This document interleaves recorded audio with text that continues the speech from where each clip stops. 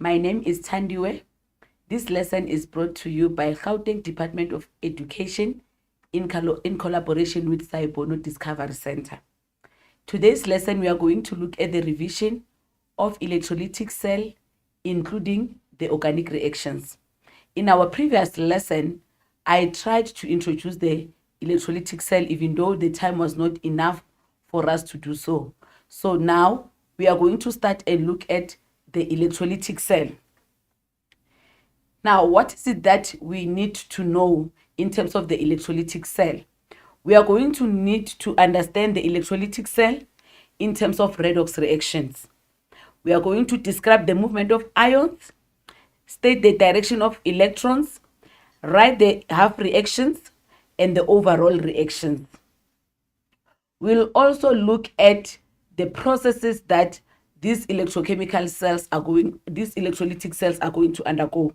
So we are going to look at decomposition of copper chloride, electroplating, refining of copper, and electrolysis of concentrated sodium chloride.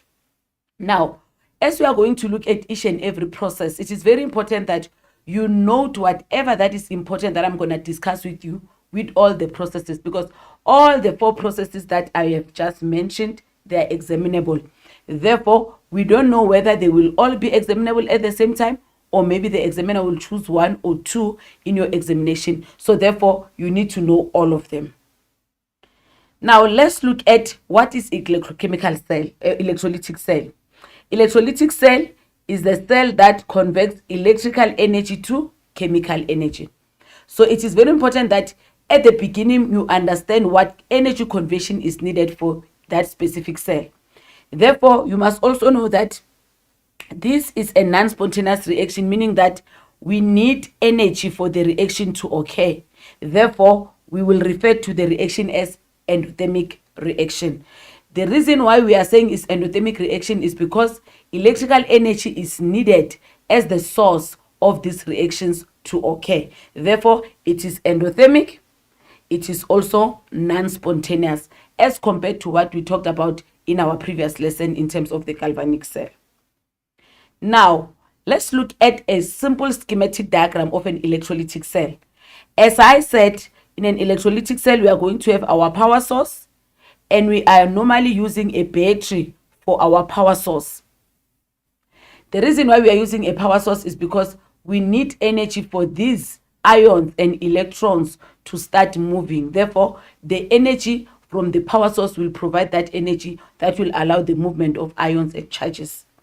We also have 2 electrodes, as we discussed previously in terms of what we understand about the electrode. Therefore, we are going to connect our electrodes in our power source. One electrode will be connected at the positive terminal and the other one at the negative terminal. Therefore, the electrode that is connected at the positive terminal will automatically be our positive electrode. And the other one that is connected at the negative terminal will be our negative electrode. Therefore, we need to know what are these electrodes as they are connected at the positive and negative terminal, because they will definitely have names, as we understand that we name every electrode in an electrochemical cell. Now, what also do these cells have? They have only one electrolyte. Unlike what we discussed last week, electrolytic cell will have only one electrolyte. Therefore, you need to understand that both the electrodes are going to be dipped in the same electrolyte. Now, as we are saying, we are going to use electricity so that we can drive the non-spontaneous reaction. And we are also going to look at the movement of ions inside the electrolyte. We also need to understand what we mean by electrolysis, which is the chemical process in which electrical energy is converted to chemical energy, or the use of electrical energy to produce chemical change. So these are the terms that we talked about even during our previous lesson, because the word like electrolyte, electrode, we were using them even in our previous lesson, so they are not new to us. Now, what is an electrolyte? Just to recap, it's a substance of which the aqueous solution contains ions. or we can say a substance that dissolves in water to give solution that conduct electricity. And then an electrode is an electrical conductor that is needed to be used in a non-metallic part of the circuit. So these are the ways that we use even our previous lesson. Therefore, we know that we are going to find in our electrodes, we are expecting to find two types of ions, which are cation ions and anions. We know that anions are negatively charged ions, cation ions are positively charged. Therefore, we need to remember the cation ions and the anions. Therefore, we are going to use a direct current source. The reason why we are using a direct current source is because electrons in our reactions must flow from the positive terminal to the negative terminal in one direction. We are not going to use AC current, which is alternating current, but we are going to use DC current because electrons must flow in always in one direction. And we know that when we represent our half reactions, we always represent them using one direction. Therefore, it is very important to know the type of source that you are going to use during our electrolytic cells. Then let's look at the processes. Before we go to the processes, let me just go back a little and explain the following. Immediately when we identify our positive and our negative terminal, the electrode that is connected at the positive terminal, we are going to refer to it as a cathode, and the electrode that is connected at the negative terminal is going to be our cathode. I think you can see that in our previous lesson, when we're looking at a galvanic cell, our anode became our negative electrode and our cathode became our positive electrode. However, because now there's a connectivity of a source, we are connecting our anode at the positive terminal. Why? Remember, at the anode, that's where oxidation occurs. That's where electrons are lost. Therefore, we definitely have to connect our anode at the positive terminal. Therefore, it means the electricity or the electrons will flow from the anode side to the cathode side, exactly as we explained in our previous lesson. So therefore, our cathode is where electrons will be gain of electrons, and we know that that is where reduction will occur. Therefore, this is a very important information as we are going to start understanding the electrolytic cells, because we need to know which electrode will be referring to an anode, which electrode will be referring to the cathode, and we also need to know the movement of ions and the movement of electrons. Now, in this example, as you can see, if you are having a sodium chloride, which is a molten one, which doesn't have water, if we melt just sodium chloride, if we connect it and the cell starts to operate, definitely what is going to happen, it means the sodium ions, as they are positive ions, they will be attracted towards the negative electrode, and the chloride ions, as you know that they are negative ions, they will be attracted towards the positive ion, positive electrode. This is just a simple law of charges that explain that like charges repel and like charges attract. So the same thing is going to happen immediately when the cell starts to operate and the ions are moving inside the electrolyte. Now let's start and look at our processes. As I said, the first process that we are going to discuss is the decomposition of copper chloride. What do you mean by decomposition of copper chloride? We are just separate the copper and the chlorine gas from the compound. So at the end of the day, we want to see copper forming. We also want to see chlorine forming. And I think we all know that chlorine will form in a form of a gas and copper will form in a form of a solid, because copper is a metal and it will form in a form of an atom, which is a metal. However, chlorine, we are expecting a gas chlorine to be formed when we are separating copper chloride. The color of copper chloride is blue or bluish green. And the reason why this color is blue is because of the presence of the copper ions in this solution. So what you need to understand is that the copper ions are the ones that are making this solution to be blue. Therefore, we need to know that if the copper ions are no longer there in the solution, definitely the color might change from blue and become colorless, because the blue or the green color is the responsibility of the copper 2+ ions, not just copper ions, but copper 2+ ions. Therefore, during the reaction, immediately when we connect our cell, what is going to happen is we are going to connect our anode at the positive terminal and our cathode at the negative terminal. The cell will start to function. Therefore, what do we use as the electrodes? In this case, we can use the carbon electrodes. Why are we using carbon rods or carbon electrodes? We just want to see, and we just want to make sure that these carbons electrodes are not active, are not giving us any reaction or any ions that will go to the solution. So it means during this decomposition of copper chloride, we are going to use our inert electrodes, meaning that they won't take part in the oxidation reaction. They won't form ions. So that is a very important information that you need to understand, because remember, what you need is to separate the electrolyte. You don't need anything that will give you ions to the solution. Therefore, we are going to use the electrodes that are inert, that will not form any reaction. So that is why we normally prefer carbon electrodes. So during this reaction, the chloride ions will be attracted at the positive terminal, or at the positive terminal, because that electrode immediately become a terminal. So it's going to be attracted at the positive electrode, and the copper 2+ ions are going to be attracted at the negative electrode. Now, what happens when the copper chloride is attracted at the negative electrode?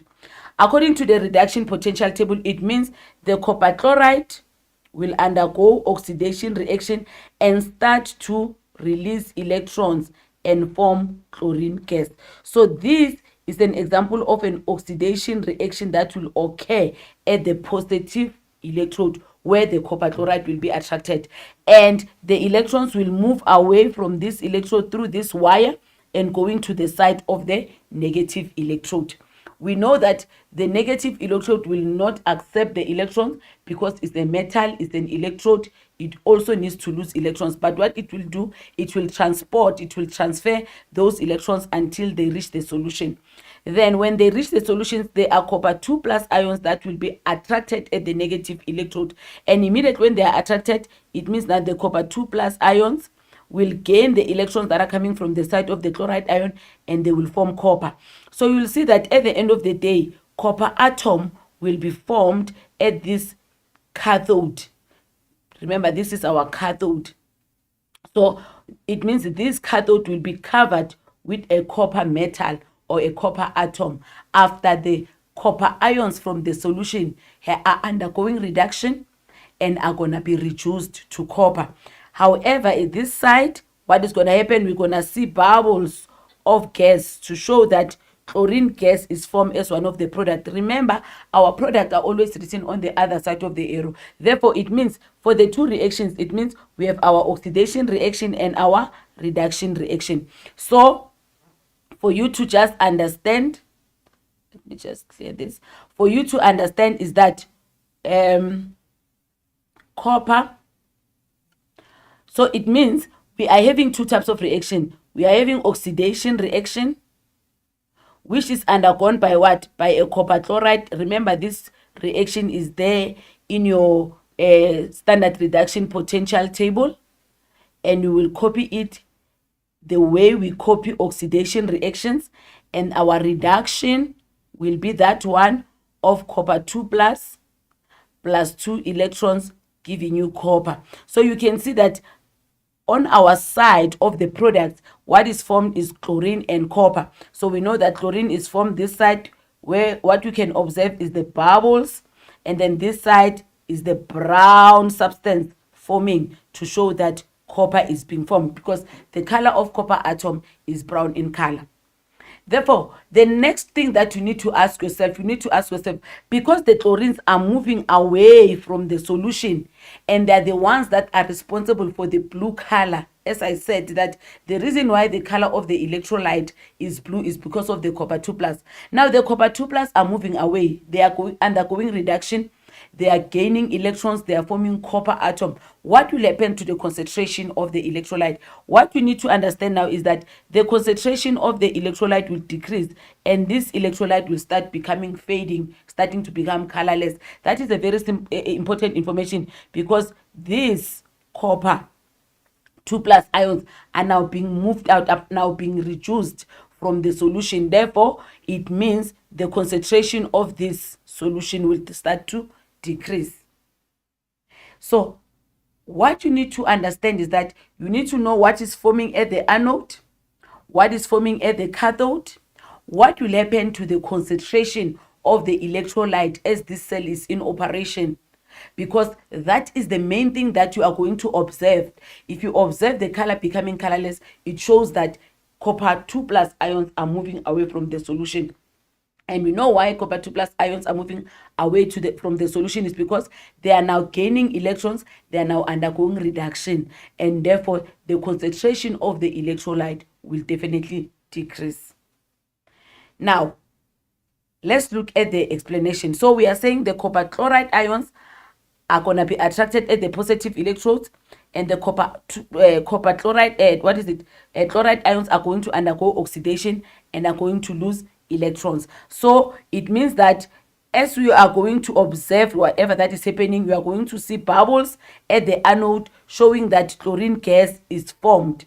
And we know that if these chloride ions are undergoing oxidation, we will end up saying chloride ions are being oxidized to chlorine. So it means its oxidation number increased from -1 and went to 0. That is why we say these copper 2 the chloride ions are being oxidized to chlorine. At the cathode side, we know that the copper 2+ ions from the solution, which is our electrolyte, are going to undergo reduction, and therefore they will form copper. And the brownish substance will be seen covering the electrode, which is our carbon electrode. As I said, let's use the carbon electrode so that we can also even see the color change, whether the copper is formed or what. And then the copper 2+ ion will gain electrons and undergo reduction. We are saying copper 2+ ions are reduced to copper because the oxidation number changes from 2 to 0. That is why we are saying they are being reduced. Now, this is the summary of the oxidation half reaction and the summary of the reduction half reaction, and what happens to the anode and the cathode. And also we are saying this concentration decreases. The reason is because the copper 2+ ions are being reduced to copper. That is the main reason why the color of the solution changes. Therefore, we are done with our first process, which is the decomposition of copper chloride. Now, the second one is the refining of copper. This one is when we are taking pure copper from the impure copper. What you need to understand is that when we mine copper, we mine copper as impure. Therefore, we are using this electrolysis process to separate the pure copper from the impure substances that they are mined with. Therefore, we will also need the copper. We'll also need the copper metal at the anode, and we'll also need the electrolyte of copper, which is having copper ions, because remember, we need to make sure that we form pure copper. Therefore, what you need to understand is that where do you connect the impure copper in your electrolytic cell, and where are you going to find or to connect the pure copper? Therefore, we are going to connect our impure copper at our anode, and the pure copper will form at the cathode. So normally we can find that there is copper and copper in our electrolyte, and we ask ourselves, well, which copper are they referring to? So you need to know that if there are 2 coppers that are given to you inside your electrolyte, you must know that the other copper is definitely impure. Therefore, that is the process that you're going to use to make sure that the copper is pure. So in the process whereby the pure copper and the impure copper is going to be put inside the solution, we are going to have impure copper and we are going to have pure copper, and then we are going to connect this one at the anode and this one at the anode. So during the reaction, when the cell starts to operate, we need to definitely have the copper 2+ electrolyte. The copper is going to be our active, the impure copper is going to be our active electrode. What does it going to do? It's going to undergo oxidation and provide some ions into the solution, making sure that the number of ions or the concentration of copper 2 ions in the solution is increasing. And then on the other side, the copper 2 plus ions, the ones that are being released, they are going to be attracted at the negative terminal and now start and change to become what? To become copper. So it means at the oxidation side, the impure copper, because there is copper in the impure copper, is going to undergo oxidation and form copper 2 plus, and the copper 2 plus will, and inside the electrolyte, will undergo reduction and form copper. Therefore, when you can look at this, you can see that as I'm using the copper 2 plus ions, I'm also forming them. Therefore, it means the concentration of the electrolyte will remain the same, because the rate of what reaction is equals to the rate of reverse reaction, or you can say the rate of oxidation is equals to the rate of reduction. But what are you going to observe? You are going to observe that the mass of this cathode will increase.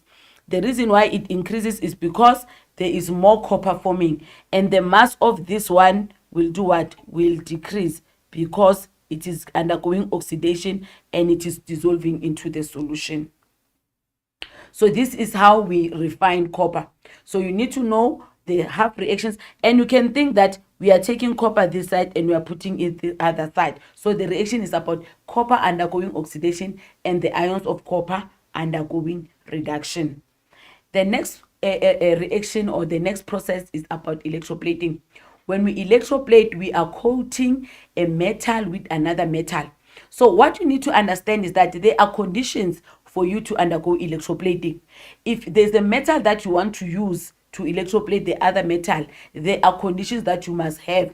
Number one, you must have that electrode. The electrode that you want to electroplate with must be there. Number two, the electrolyte which contains the ions of the electrode must also be there. So therefore, it means, for example, if I want to electroplate with gold, I must definitely have the gold electrode, number one, and I must have also the electrolyte that contains gold ions. The next thing is, where do I connect the electrode that I want to use to electroplate and the electrode that, or the metal that I want to electroplate? Therefore, it means the metal that you want to use to electroplate will be at the anode, and the metal that you want to coat will be at the cathode. So let's say if I want to electroplate an object, it means my object must always be connected at the cathode, because that is where reduction will occur. That is where the ions of that same electrode will be reduced to the same electrode. I am using the X just to say any metal we can use to electroplate another metal. So let's say, for example, we want to electroplate with silver. Now, if I want to electroplate with silver, the first thing that I must do, I must make sure that I have the electrode of silver, and that electrode is connected at the anode. And then I must also have an electrolyte which have silver ions.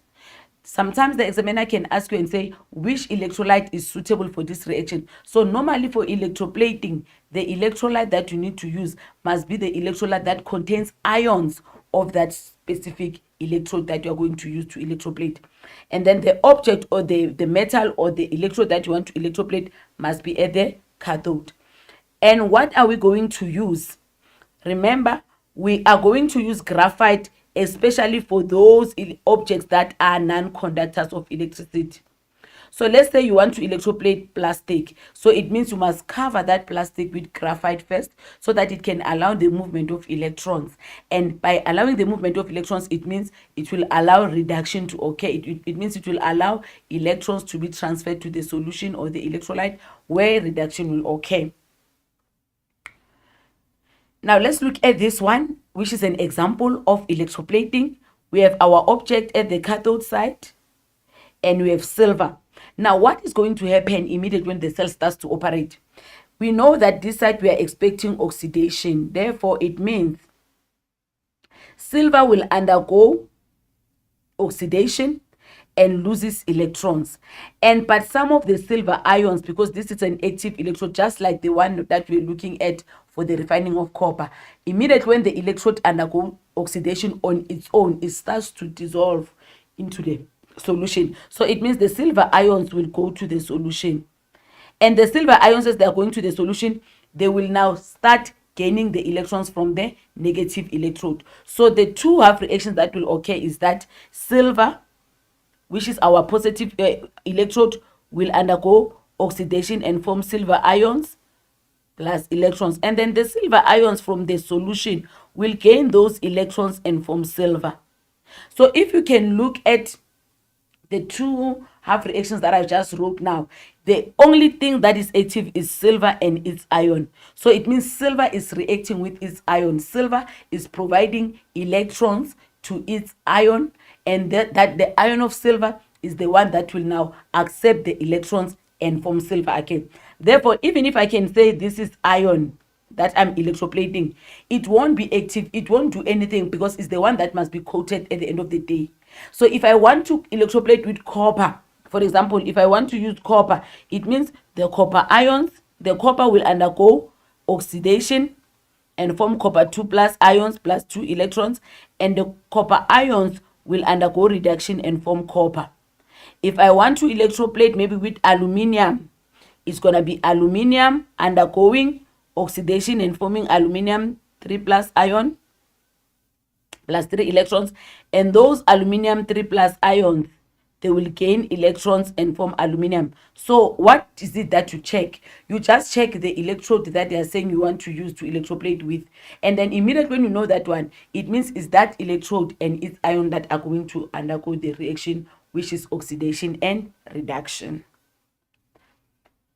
Now this is the half reactions for the two reactions whereby we are using silver as our electrode that we want to plate the other object with.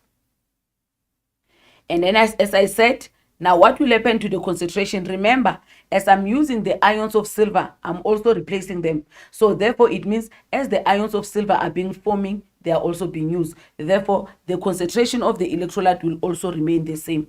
As we saw it on our refining of copper, the concentration remained the same because the ions were forming as they are being used. Therefore the reason is because the rate of oxidation is equal to the rate of reduction. The X that I just wrote here, it represents any metal that we can use to electroplate. So it is very important that you know where are you going to connect your object that you want to electroplate, and it's always going to be at the cathode where reduction will occur. And the object will not take part in any of the reaction, whether reduction or oxidation, because it's the one that needs to be coated. Who will take part in the reaction is the ion or the metal that you, it is the metal that you want to use to electroplate the other metal and its ions. Then the last one is the electrolysis of sodium chloride. In terms of the electrolysis of sodium chloride, what you need to know that we have water, because now in this case it's not a molten sodium chloride. We are not just dissolving sodium chloride, we are putting sodium chloride into water. So there are ions that are involved, is sodium ion, chloride ion, and water. Now what is it that you need for the electrolysis of concentrated sodium chloride? What you need is that inside the solution, let me just show what is going to happen. We are having our sodium ions. Let me put on my electrodes first. I'm going to use inactive electrodes even on this one. My electrodes must be inactive because I don't want any oxidation or reduction of the electrodes. I just want to separate concentrated sodium chloride. Therefore, I need to separate the ions inside the electrolyte. The electrodes are not involved. So that is why we can also even here use the carbon electrodes. We can use a carbon electrodes. I think we have seen it that even when we're doing decomposition, because we're not involving the electrodes, we just use the carbon, which were inert electrodes. So here we have water. We have whereby water we can also use water as H plus and OH minus, and then we have Cl minus ions. We know this one is our positive electrode, this one is our negative electrode. So what will happen when the cell starts to operate? It's easy for us to explain the oxidation part, because these negative ions from the chloride ions will be attracted at the positive terminal, and therefore we are going to have our oxidation reaction. As the chloride ion loses electrons, they're giving us chlorine gas. So it means we are going to find some bubbles of gases like a chlorine gas forming at the anode side, exactly as what happened at the decomposition of copper chloride. We have seen that chlorine gas formed at the anode. Even this time, chlorine gas will form at the anode. Then, in terms of this, will not be attracted at the anode because these ones are the compound ions, so they cannot be easily attracted at the anode side, so they won't be attracted. But what will happen at the reduction side? Now, there are two positive ions in our solution. We have the sodium ions, we have the H plus ions. Now, we need to ask ourselves, sodium ions are, according to our reduction potential table, are weaker oxidizing agent. But when you look at water, water is a stronger oxidizing agent. Therefore, if water is a stronger oxidizing agent, it means instead of sodium gaining those electrons from the chloride ion and becoming sodium, instead of sodium ions becoming sodium, what is going to happen? Water will gain the electrons first because of the strength of the oxidizing ability, and water will gain the electrons first and start and change and becoming hydrogen and the hydroxide ion. As we can see, hydroxide ions are not active. They were hydroxide ions from water. So it means what is active from water is that H plus ion plus OH minus plus 2 electrons. So you can see that H plus is changing and become H2. So we are going to say hydrogen ions are going to be reduced to hydrogen gas because hydrogen ions from water are stronger oxidizing agent than sodium ions. Therefore, that is why sodium is not formed, but hydrogen is formed. It's because of the stronger oxidizing ability of water as compared to sodium. So this is the half reaction that will occur at water. Okay, so this is the half reaction that will occur at oxidation, which is the anode side, and this is the half reaction that will occur at the cathode side. So this is our reduction reaction, and the other one is our oxidation reaction. And what is it that will form at the anode? We have seen that chlorine gas is forming at the anode and hydrogen gas is forming at the cathode, meaning that during this electrolysis there will be two gases that will be formed. The other one will be forming at the cathode, the other one will be forming at the anode. At the anode, you know, will form chlorine gas, at the cathode will form hydrogen gas, and therefore as I was explaining, sodium ions react with sodium hydroxide and they can form sodium hydroxide. And that is why at the end of the day, let me just go back. That is why if you are having let me just draw it. That is why if you are having this solution and with your electrodes inside here, because of the formation of sodium hydroxide, this side will be a little bit basic, and because of the formation of chlorine gas, this side will be a little bit acidic, because the two now are separating, they are splitting into different electrodes. Therefore, the side of the anode is going to be acidic and the side of the cathode is going to be basic. That is what I was explaining in terms of the concentration of the electrolyte. Now, as I have explained all the four processes, I can even make a quick summary of the oxidation and reduction of all the processes that we just talked about. We know that during decomposition of copper chloride, this is the oxidation reaction, and this is reduction reaction. And then during the refining of copper, impure copper forming copper ions, and then copper ions forming copper. And then the next one is electroplating, where the metal that we are going to use to electroplate forming ions, and the ions of that metal forming that exactly metal to cover or to coat the other metal. And then here in the electrolysis of concentrated sodium chloride, we are having the chloride ion forming the gas chlorine and the water undergoing reduction and forming the gas hydrogen. So this is the summary of all the processes that are needed under electrolytic cell. So for you to know all the processes, you need to go to each and every process one by one and know what is happening in each process. Some of the processes, if you look at them, they repeat in terms of oxidation and reduction. Therefore, it will make easy for you to make your own summary in terms of what is it that is happening in the two.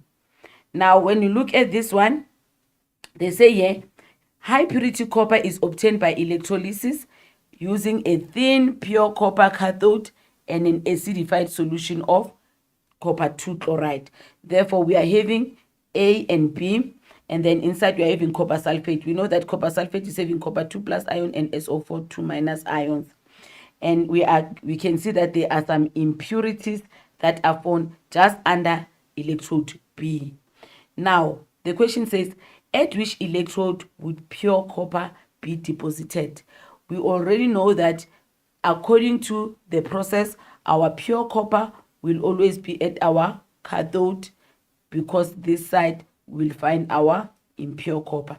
So it means our pure copper will form at A, because our A is our cathode. How did you determine that our A is our cathode? According to the cell, this one is our negative terminal and this one is our positive terminal. And then the next question say, write down the reduction half reaction for this reaction. Reduction half reaction, we know, is about the refining of copper. So therefore, you can go back to your summary of reactions and look at the reduction reaction of the refining of copper, which is going to be Cu2 plus ions plus 2 electrons, giving you Cu. Then the copper 2 sulfate is an electrolyte and the concentration remain the same. So the examiner is telling us that the concentration remain constant in a copper 2 in the copper 2 sulfate. Then define an electrolyte. I think we have done that. We have defined an electrolyte and explain why the concentration remain the same. We know that the concentration remain the same because the rate of oxidation, the rate of oxidation is equals to the rate of reduction. As we are using the copper ions, or as we are using the copper ions at the reduction side, we are also forming the copper ions at the oxidation side. So that is the main reason. The next example, they say the simplified diagram below shows an electrolytic cell used at an electroplating company to coat iron metals with silver. So what is important is, what are we coating? Is iron metals. What are we coating with? So what we are coating actually is not so much important, but what we are coating with is what you need to know. So when you can see, this is an iron metal, this is our electrode Y. Therefore, it means immediately when we know where the iron metal is, it means this side is our cathode and this side is our anode, because that's where oxidation will occur. And you can even imagine what type of oxidation and reduction are we going to get. So the first question say, write down the energy conversion that takes place. This one, I think it was supposed conversion. And we know that this is an electrolytic cell because of the weight power source. So the energy is it converts from electrical energy to chemical energy. What physical observation or changes are going to take place at Y? Immediately we know that Y will lose electrons and the ions of Y will go into the solution. So obviously we are expecting the mass of Y to decrease because it undergoes oxidation on its own. Is the one that undergoes oxidation on its own. Therefore, the ions of that electrode will go into the solution, making the solution to lose mass. Which type of reaction, oxidation or reduction takes place at Y? Because we have identified our Y as anode, we know that the type of reaction that will occur is the oxidation reaction. And then write down the equation that takes place at the iron metal. it might be confusing because the word says iron medal, but what you need to know is that the iron medal is the one that needs to be coated, and who must coat iron medal is silver. Therefore, at iron medal, it means the silver ions that are being formed during oxidation will form silver by undergoing reduction. So this is the reaction that will occur at the iron medal.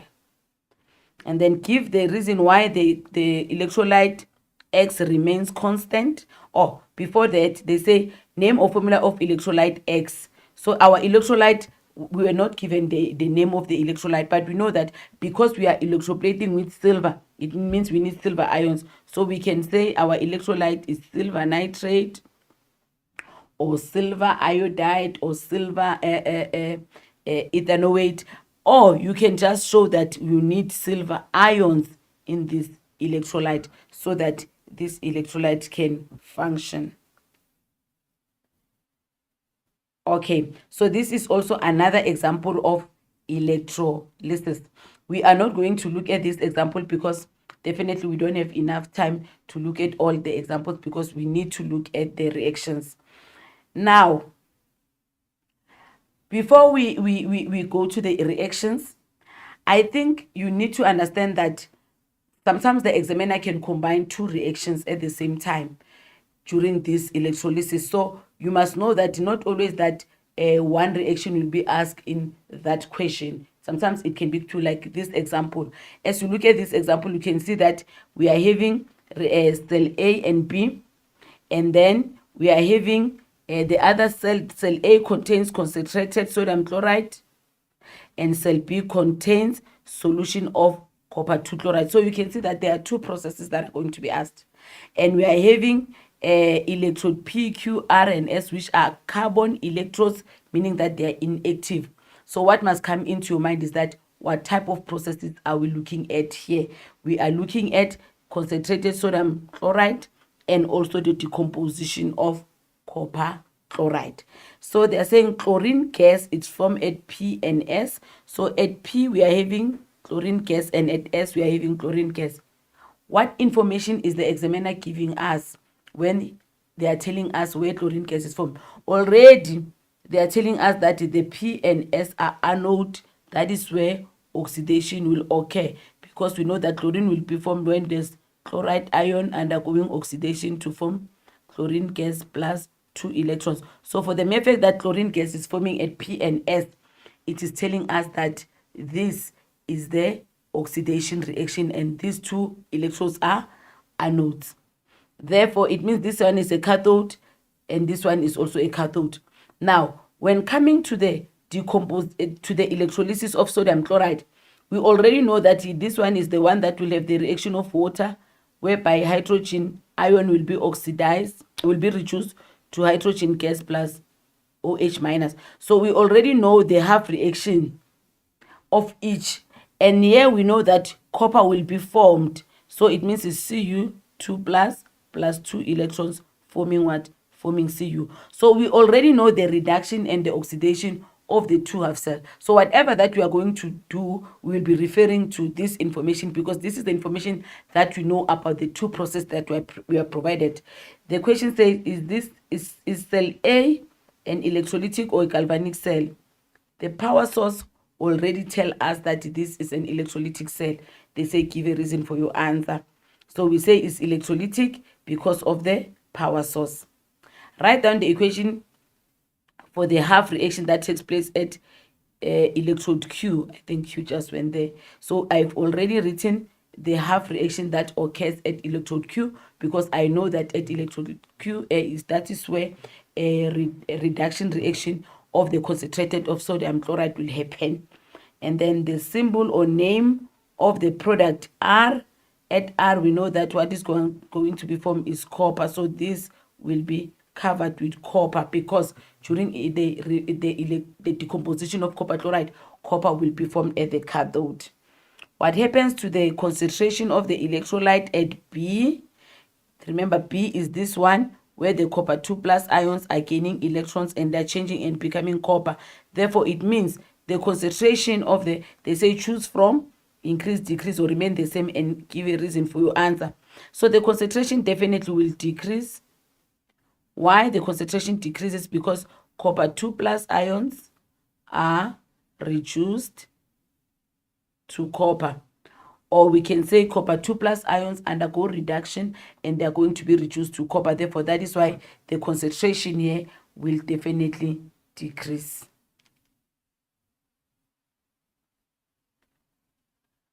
Okay, so we know the similarities of the two galvanic and the electrolytic cell that we're talking about, whereby we know that oxidation will occur at the anode, reduction at the cathode, electrons flow from the anode to the cathode, and our oxidizing agent undergo reduction, reducing agent undergo oxidation. And we also know that the differences is that galvanic is spontaneous and the other one is non-spontaneous. Galvanic is exothermic and electrolytic is endothermic. And also our galvanic have an anode which will become a negative electrode. However, at the electrolytic cell, the anode is connected at the positive terminal. And then here cathode is going to become our positive electrode, whereas here cathode is connected at the negative electrode. So those were the differences between the two. Before we go to the next topic, which is just a few definition or the explanation of organic reactions, we are going to take just a 2-minute short break, and then when we come back, we are going to look at organic reactions summary.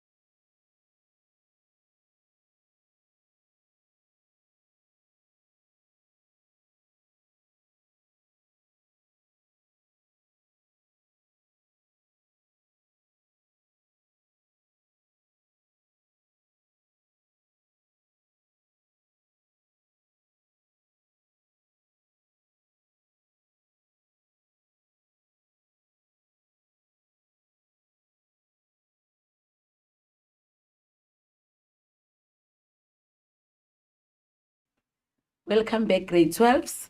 Now we are going to look at just a reminder of what is it that we talked about under organic reactions.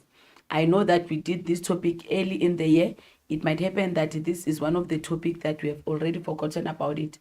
However, we decided that today we are just going to go back a little bit and look at what is it that we have done under organic reactions specifically.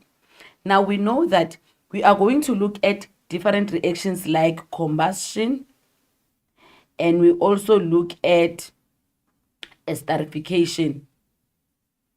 So these ones are the reactions that normally we use them as a standalone, but they can be included also with other reactions. What we need to understand is that the examiner will normally give you a flow diagram. They normally don't ask one reaction at a time, but they just combine all the reactions in a flow diagram.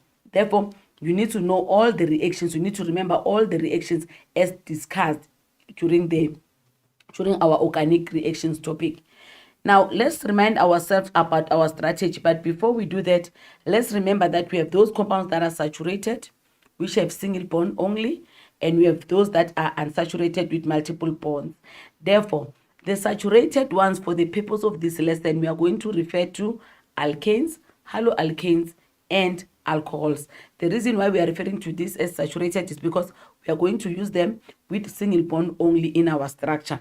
Therefore, our alkanes are going to be the ones that are unsaturated, because our reactions will not include the alkynes, but will only look at the alkenes.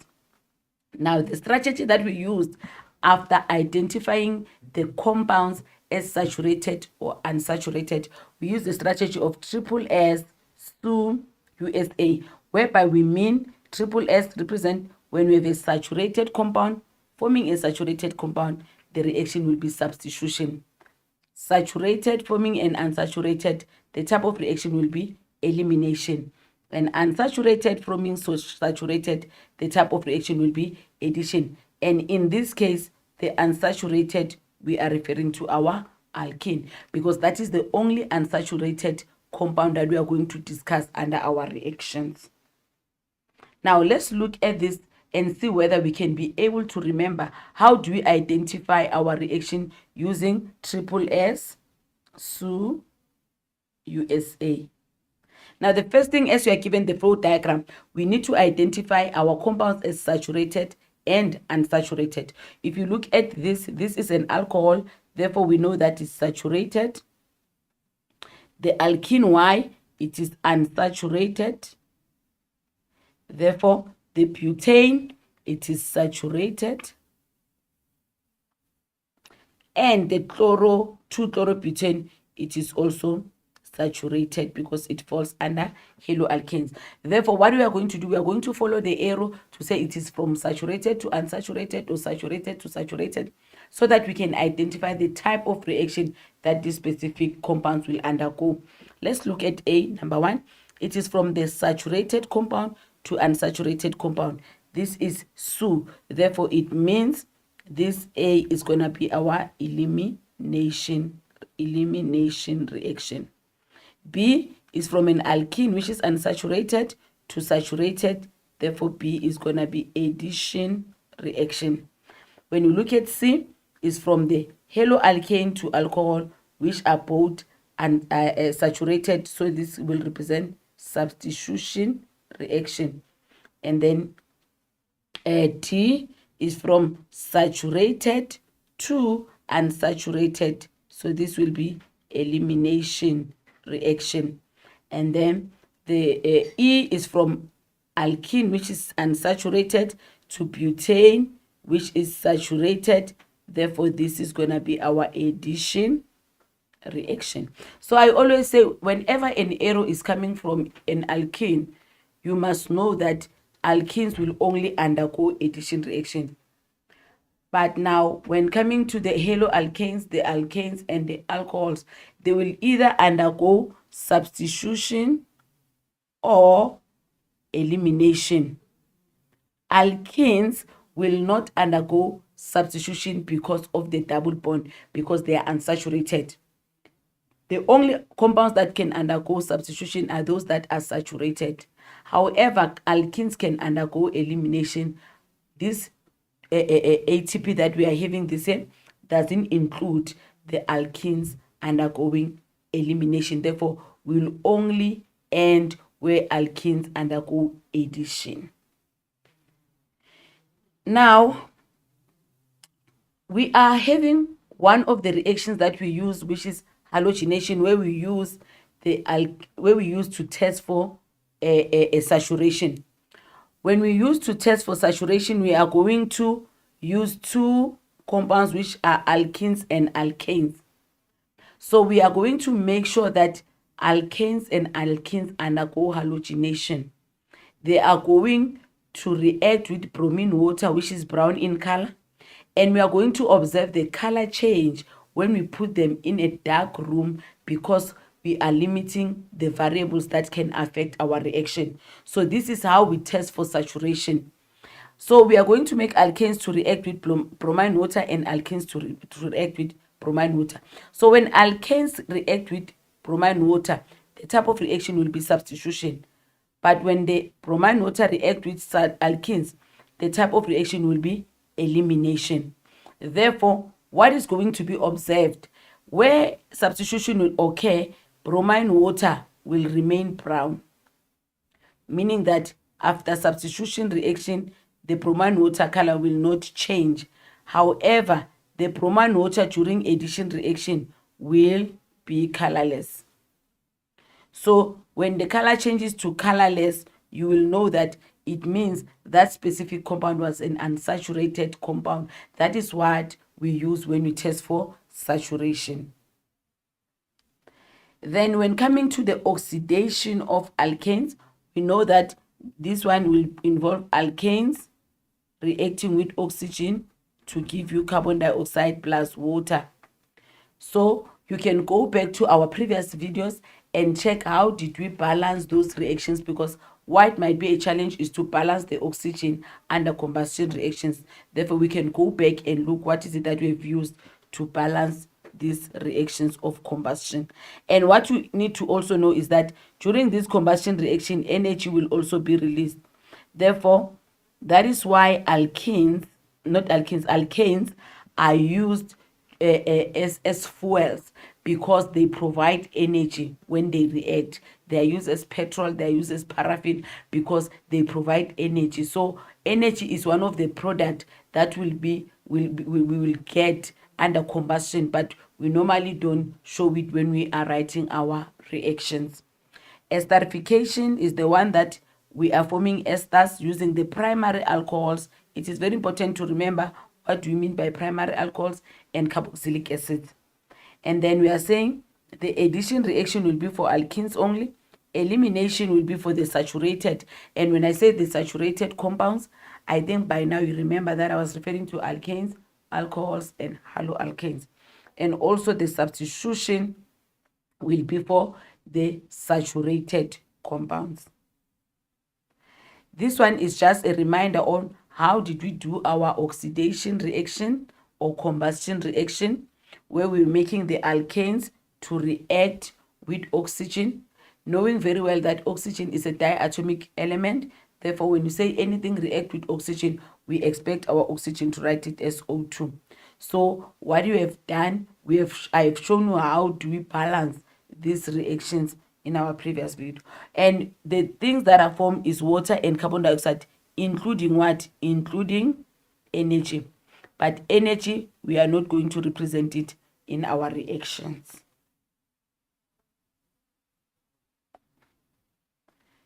So these are the uses of alkanes.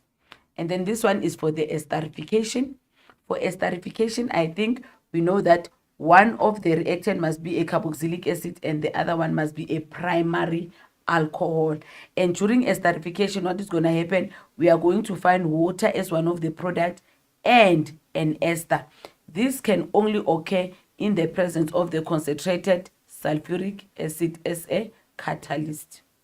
I think I need to emphasize the issue of a catalyst being used as sulfuric acid in this reaction. Understanding very well that water will be formed, but the reason for us using a catalyst, a sulfuric acid in this reaction, is to make sure that we form this ester quickly, is to make sure that we fasten the reaction. So the issue of dehydrating agent in this reaction definitely is not what a sulfuric acid we are using it for.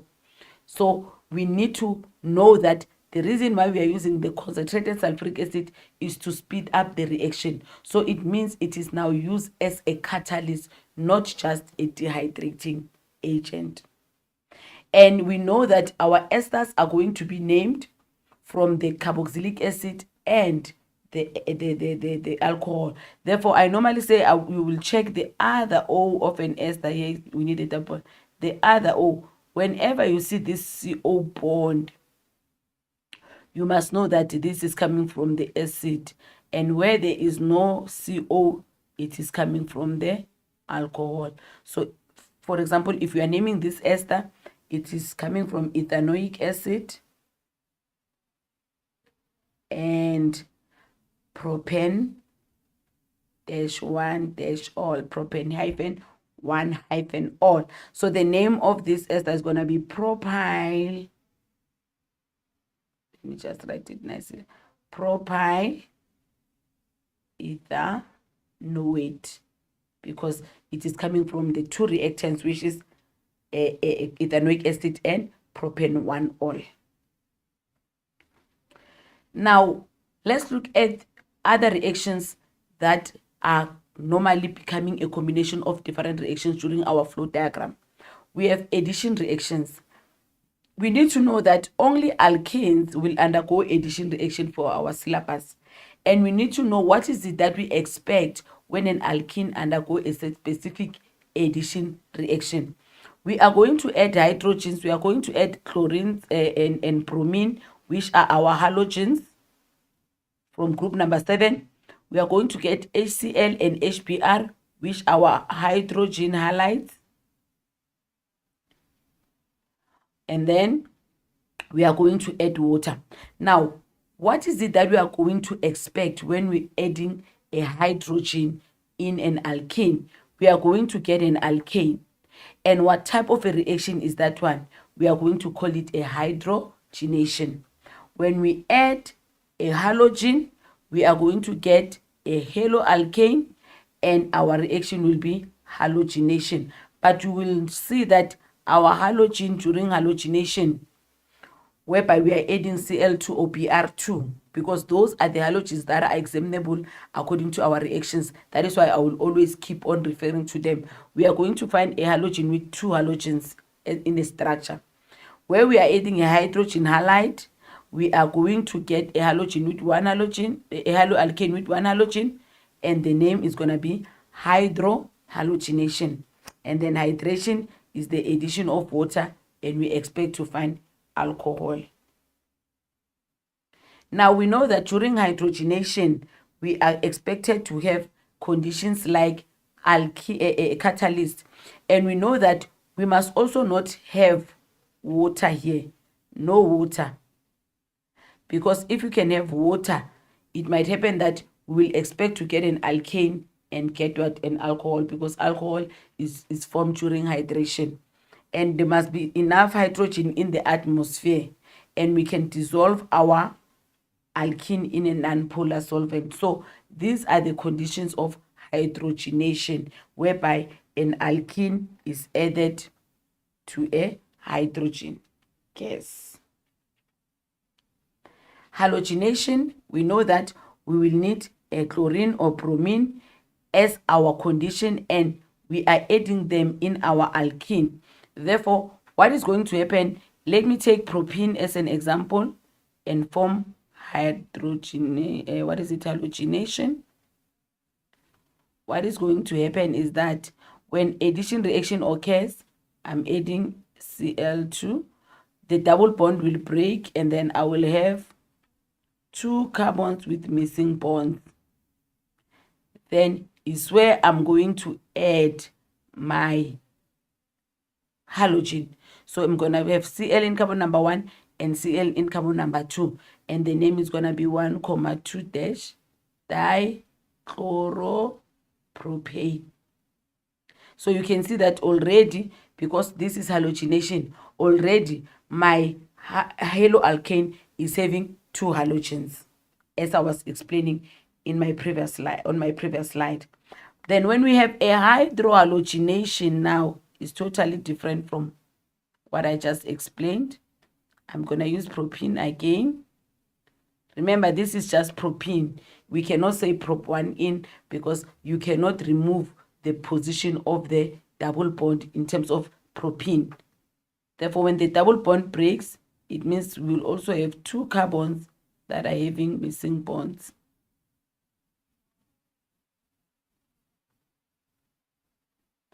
Therefore, it means from HCl or HBr, let's say we add HBr during this hydrohalogenation. Therefore, it means, let me just go back. Therefore, it means from the hydrogen bromide, we have H plus Br minus. So we must add Br some in 1 carbon and H plus in 1 carbon. We know that we will look at the 2 carbon and compare the number of hydrogens that are there in each carbon. The one with less carbon will take Br, and the one with more, the one with less hydrogen will take Br, and the one with more hydrogens will be attracted where there are more hydrogens. Therefore, you will find that the name of this will be 2-bromopropane. Because of Markovnikov rule, we are going to say the number of hydrogens, or the hydrogen will go where the carbon is having more hydrogen, and the rest will go where. So this is gonna even be applicable when we are doing hydration, because we'll be having H plus and OH what is it, OH minus. Therefore, exactly that is what is gonna happen. The hydrogen will go to the carbon with more hydrogens, and the OH will go to the one with less. And that is why the name that we're going to get here is not going to be a primary alcohol, but it's going to be a secondary alcohol, which is going to be propan-2-ol, if you can look at the structure and do what I was doing in our previous. And what do we need? We need a strong acid. We need a strong acid in this case as our catalyst, and we also need excess water, because this is hydration. We need more water in this reaction during hydration. And then during elimination reaction, whatever that we have added during addition reaction, I always say we can remove. And when we remove whatever that we added, we just put the word D, and it forms an elimination reaction. Like, for example, if we have put a hydrogen, if we remove it, it's going to be dehydrogenation. When we remove water, dehydration, dehydrohalogenation, dehalogenation. So the removal is the opposite of the addition. Now, the first elimination reaction that we normally talk about is cracking, whereby a larger molecule are broken down into smaller useful molecules. And what do you normally observe during cracking? The cracking that we are going to do is only for the alkanes. So we don't have a problem to say what is it that is going to be formed during cracking. So we are going to crack only alkanes. And when we crack alkanes, we expect to find saturated and some other unsaturated compounds, because during cracking, normally, definitely the unsaturated compounds will be formed. So there are two types of cracking, which is thermal and catalytic. The catalytic cracking, it requires a catalyst as a condition. Thermal will require heat as a condition. So you will see that during cracking, we will find that some of the carbons, maybe they are missing during the reaction. So I always say, in a flow diagram, where you find that you are following the flow diagram, you started with a certain number of carbons, and then you find that now they are missing somewhere, it means the other product was ignored, and that reaction was cracking. So don't be amazed when you see that in a flow diagram, the number of carbons are now missing, because we know that whatever that we start with in terms of the carbon atoms, we must end with. But in cracking, the examiner can sometimes decide to ignore some of the products that are going to be formed, as they are not going to take part further in the reaction. Then dehydrohalogenation is when we remove HCl or HBr from the haloalkane. And then dehydration is when we remove water. And what are the conditions?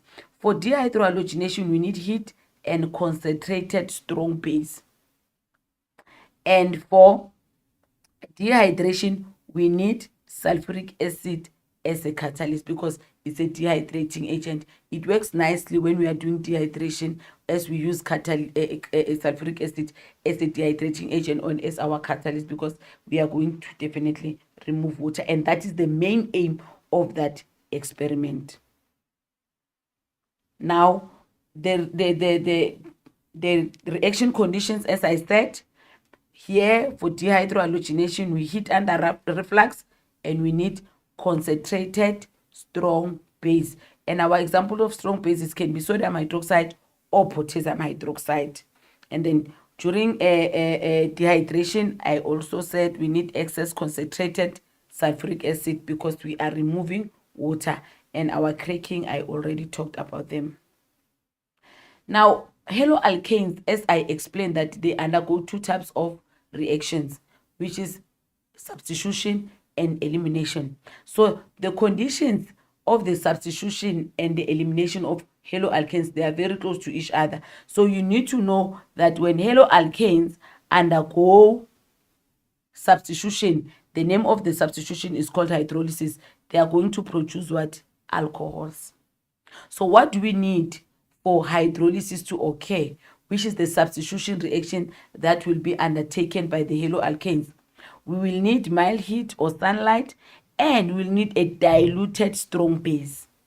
So when you need to form an alcohol from a haloalkane, you need to dilute your strong base. You also need to heat mildly, because if you use a strong heat, it might happen that you won't find that alcohol that you desire anymore. The reaction won't be substitution, but can be elimination. So we know that this is going to be a reaction with water, or with, because water is there obviously, as this is going to be diluted as one of the conditions. Therefore, let me just, because I can see that I didn't explain. So what do we need during the elimination? If we are now doing elimination of the haloalkanes, we are expecting to get an alkene, and the conditions are strong heat and concentrated strong base. So as you can see, the conditions between hydrolysis of haloalkanes and eliminations of haloalkanes, which is dehydrohalogenation, they are very close to each other. Therefore, you need to know exactly what is it that you have to use in terms of the base that you are using, which is going to be a strong base in both of them. But in substitution, it's going to be a diluted one. In elimination, it's going to be a concentrated base. And also, the heat in substitution will be mild, or you can use sunlight. And in elimination is going to be strong heat. Let's look at the following example. You can see that they say the flow diagram below shows the various organic compounds that can be prepared using compound P as a starting reagent. So we have compound P that will undergo reaction 1 and forming Q and C5H12. If you can use a general formula, you will see that this is pentane. Now, we don't know what is reaction 1. This is how you need to answer your reactions. You need to just find the clue on what are the reactions all about before you can go to the questions. Then, compound Q undergo bromination. We don't know whether it's bromination, which is substitution reaction of alkanes, or is bromination of alkenes. Therefore, we cannot conclude to say whether P belongs to alkenes or alkanes to form R. But when you go down, you can see that Q also undergo hydrohalogenation.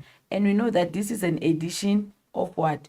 Of hydrogen halide in a reaction. So already we know that this is an addition reaction.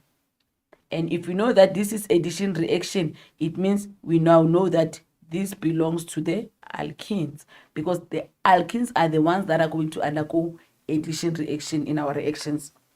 And what do they form? They form CH3, Cl, CH3. So this is our haloalkane. And this haloalkane is having 1, 2, 3 carbons.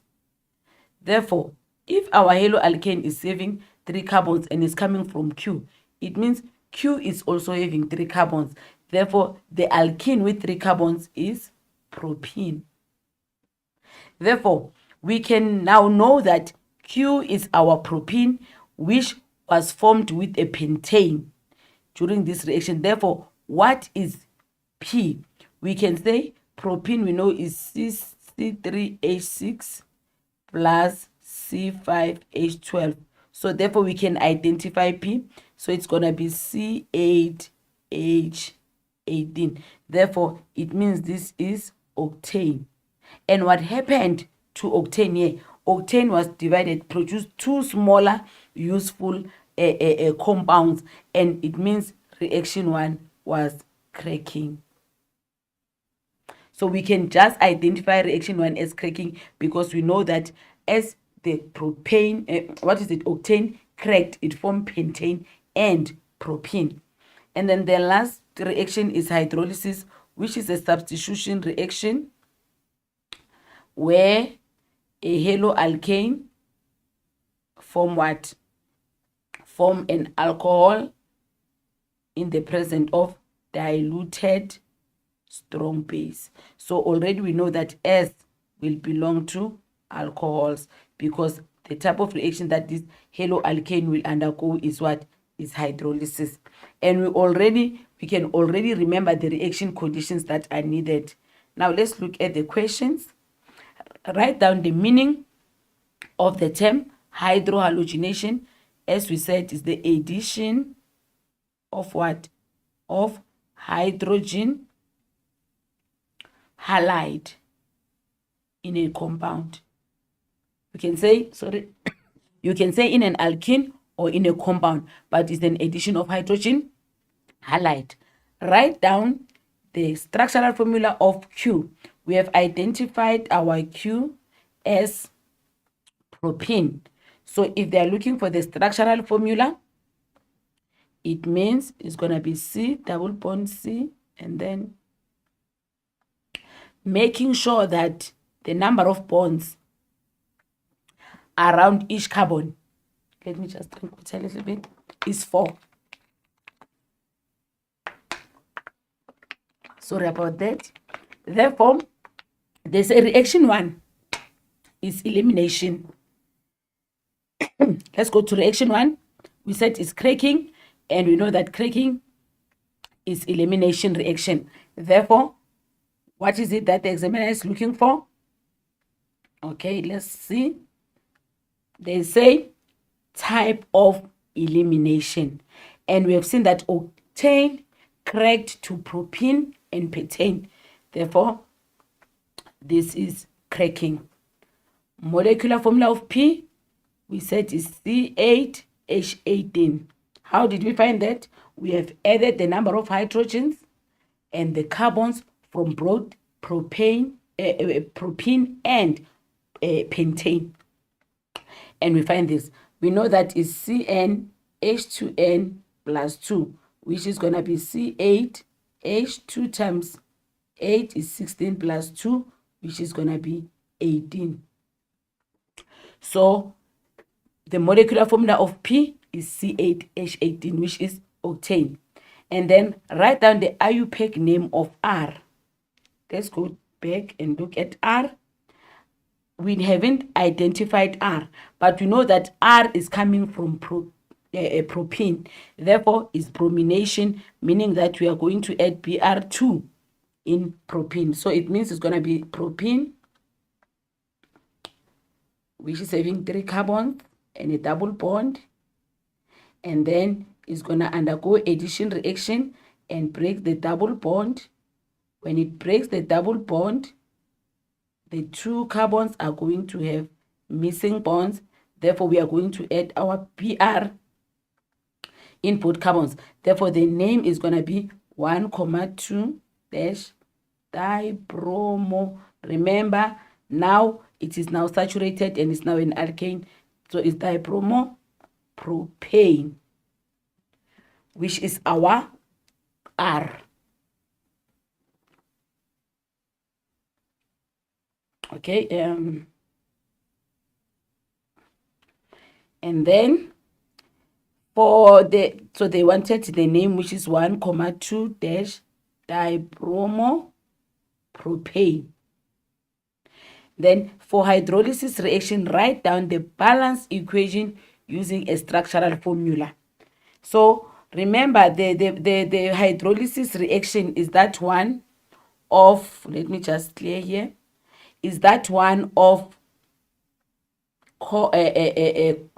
is that one of the haloalkane 2-chloropropane, because definitely the carbon will be, the chlorine will be in carbon number 2, as we're having CH, and then here Cl, and then CH3.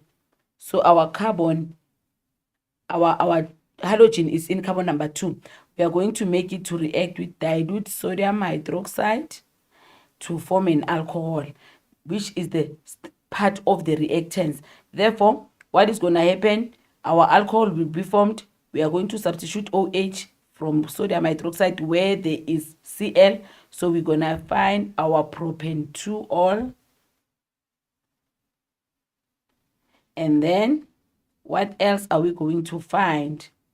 We are going to take our sodium is going to react nicely with chlorine, and another product that will be formed is going to be water. So there are three products that will be formed. It's an alcohol, is our salt, and water during the hydrolysis reaction of 2-chloropropane, because this is 2-chloropropane. We are going to find our alcohol. Let me just write it nicely here. And then the sodium will react with the chlorine from the haloalkane plus H2O, as we are going to remove the H. So these two, you can just write them as structural, or you can decide to write them as condensed, because they are just condensed. They are just what? Inorganic product. So they say write down the two reaction conditions, because it's hydrolysis. We have already explained that during hydrolysis we need mild heat or sunlight and diluted strong base. You can even say diluted sodium hydroxide, because we have used it as one of our reactants, because this reaction definitely works very well when we are including sodium hydroxide. Let's look at this one. A simple reaction scheme is shown below. We have this compound, which is propene, by the virtue of having 3 carbons and a double bond, and then it reacts with HBr to form X, and X reacts in the presence of the reflex arc and the sodium hydroxide to form Y plus HBr. Now the question is, let's look at the first reaction. The first reaction, because we need to form X before we can identify Y. So it means here our propene, which is the alkene, will undergo addition reaction in the presence of HBr and form what? And form our X, which is going to be our haloalkane. So our haloalkane will have Br in carbon number 2. I think by now you know why, because the hydrogen will go to the carbon where there are more carbons, and we'll find the 2-bromopropane. From the 2-bromopropane, we are going to make it to react. So these are the conditions that the examiner is giving you. So what is more important is this aqueous. These aqueous show that this sodium hydroxide is diluted. Therefore, we are expecting Y to be an alcohol because of the conditions that are provided. Therefore, it means it's going to be an alcohol, which will be our secondary alcohol, because where there is Br, we are going to put OH. And then the other H, as we are removing, is going to combine nicely with Br and form HBr, as we are shown here. So here it means we are going to find that, remember, water can also be formed in this reaction. It doesn't matter, but they only show HBr. So it means our Y is going to be our secondary alcohol, which is propane dash 2 dash ol. By the way, by secondary alcohol is the alcohol whereby the functional group is bonded to 2 other carbon, or you can say the hydroxyl group, the carbon with the hydroxyl group is bonded to 2 other carbons. Now let's look at this one, which is a multiple choice question. We are having propene. Already when I see propene, I know that it will undergo addition reaction. The only thing that I will check, what is it that is going to be added in that propene? And we know that they're saying we are going to add hydrogen in the presence of a catalyst. So therefore, it means this is a hydrogenation. What do we expect X to be? We know that during hydrogenation, we expect to find an alkane. This is the summary that we spoke about when we started this lesson. Therefore, when you look IUPAC name of X, we know that this is going to be an alkane with 3 carbons, so we expect it to be a propane because it's coming from an alkene with 3 carbons. Therefore, the correct answer, it means it's going to be C, because this is addition reaction. This is unsaturated.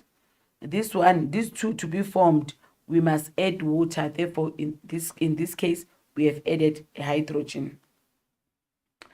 Let's look at this reaction. This one is a compound P is used as a starting reactant on each of the following diagram as shown. We have compound P, we have dilute sodium hydroxide. Immediately when you see this, you think about hydrolysis, because this is one of the conditions to form this alcohol. And when you look at our alcohol, you can see our alcohol is branched. Therefore, if the alcohol is branched, our compound P is the haloalkane. It means it is also branched. That is what was a little bit confusing about this question, because we are used to haloalkanes that are unbranched. So this time our haloalkane is branched because it is forming an alcohol which is also branched. And then when you look at reaction 2, you see that there's a concentrated sodium hydroxide. So immediately you know that this is elimination reaction.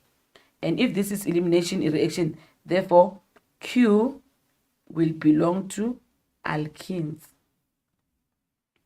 There is no question that is asked, you just analyze the diagram. And then 3, obviously because this is an alkene, is going to be our addition reaction. And compound R, because we are adding HBr, is going to be a haloalkane. So we have already dissected our diagram, we have already analyzed our diagram.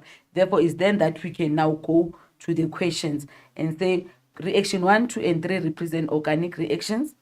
Name the type of reaction which is represented by 1, and we've already identified it as hydrolysis, or you can say substitution, because it's from saturated to saturated. Then, is 2-methyl-butane-1-ol a primary or secondary or tertiary alcohol? Give a reason for your answer. If you look at this, when you draw it, it's going to be 1, 2, 3, 4. The OH is in carbon number 1. And then in carbon number 2, we have a methyl. Therefore, it means this is going to be our primary alcohol, because the carbon bonded to a functional group is bonded to one other carbon. So is the primary alcohol. And that is the reason that I was just providing. Write down the structural formula of compound P. So now, because compound P is coming from this alcohol, let me just see. Because compound P is coming from 2-methyl butane 1-ol. It means when you draw the structure, it's going to be where there was a methyl, we're going to still put a methyl, and where there is OH, we're going to put a Br. Therefore, it means the structure is going to be 1, 2, 3, 4, and then Br is here, and then H, H, H, and then our methyl is here, and then H, H, H, H, H. So this is going to be 1-bromo 2-methyl, and then what? Butane. Because it is forming a branch alcohol. So definitely it is also going to be branch. Go back. I think I went forward.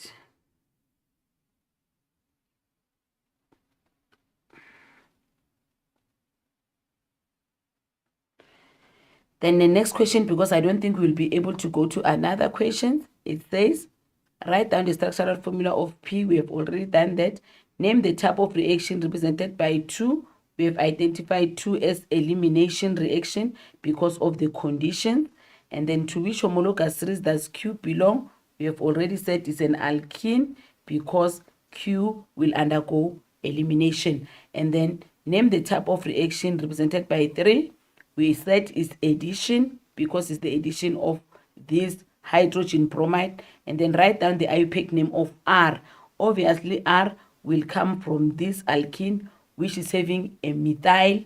and which is having a methyl, as it is going to be formed from a methyl. So the alkene that is going to be formed definitely is going to be from this dehydrohalogenation that will occur at this. So what is going to happen is going to be the CH3 is going to remain, and then the CH2 is going to remain. But now we are going to remove an H, because this one is the one that is having the less number of hydrogen, and then it's going to form a double bond. And then we are also going to remove a Br here and form an alkene. So our alkene that will be formed is going to be 1, 2, 3, 4. So it's going to be 2-methyl, and then 1, 2, 3, 4 pent dash 1 dash in. Remember, the double bond will be in carbon number 1. Okay, learners, I think we have tried to revise whatever that we needed to revise under reactions. You will go back and check all the things that we have discussed and see whether you can be able to answer the other questions under the reactions and the electrolytic cell. From my side, I would like to say thank you so much for watching today's lesson. Until next time, goodbye.